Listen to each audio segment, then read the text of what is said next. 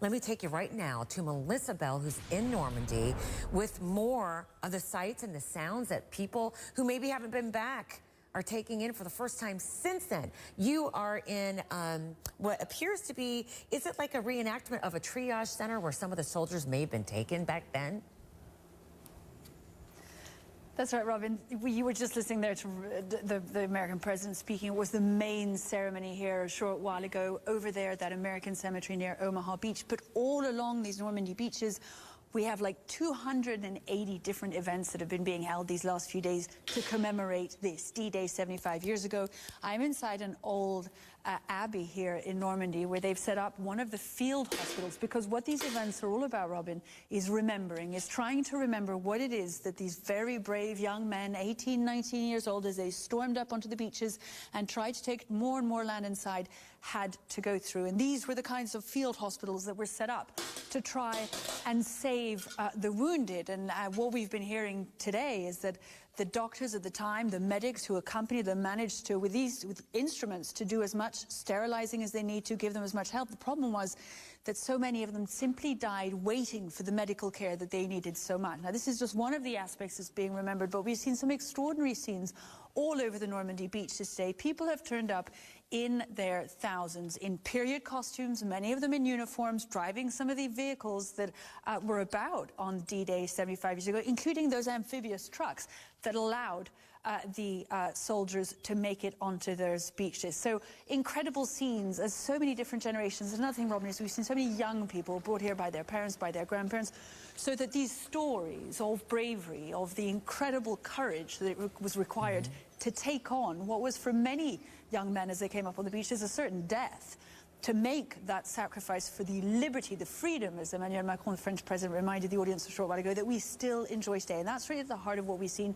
So many people who've turned up here to try and pass on that message by reenacting the history, by living it, to show the young just how dangerous it was and just how important those sacrifices have been, Robin. And I wonder how impactful it is for these veterans from the United States, for example, who may not have been back before today, to see just the gratefulness that still exists in the people who were liberated by the actions of the Allies.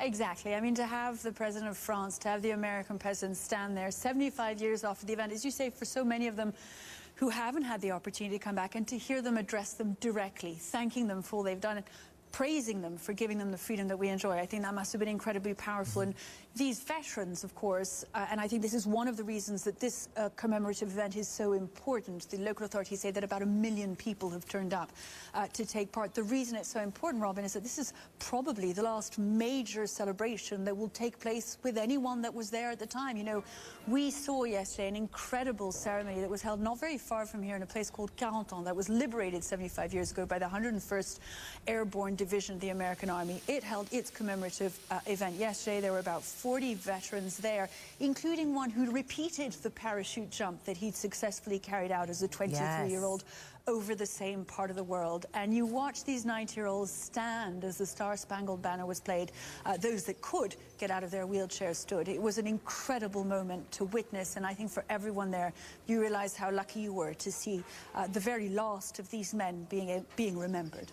I was really touched, even today, just getting to know and see those faces and think about, as young people, what they knew they were up against, but still went up and did that. Melissa Bell, thank you so much. So interesting that people have such grateful hearts still all this time later in Normandy, that 1 million people, they estimate, showed up during these 280 different events. Melissa Bell, thank you.